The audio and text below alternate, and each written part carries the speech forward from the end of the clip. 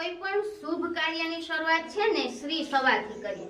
આ નિશાની છે શ્રી સવા. શ્રી એટલે લક્ષ્મીજી અને સવા એટલે ગણેશજી કે સમૃદ્ધિના અર્થમાં થાય કે શુભ શરૂઆત આપણે કોઈ પ્રસંગની કરીએ તો શ્રી સવાથી કરીએ. અત્યારે લગ્નગાળો ચાલે છે બરાબર.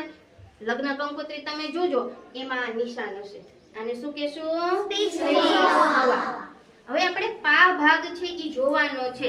આને પાનો ઘડિયો પણ કહેવાય અથવા તો ઉઠા પણ કહેવાય. પેલાના માણસો છે ને ઉઠા શીખેલા છે, આપણા દાદા ને દાદા. ચાલો આપણે જોઈએ. આપણને પા ભાગમાં કચાશ રહે છે બરાબર. એ શીખવા માટે આપણે ઘડિયા દ્વારા જોવાનું છે.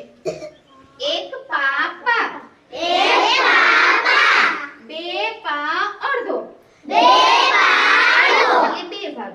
ત્રણ પા પોણો, ત્રણ ભાગ.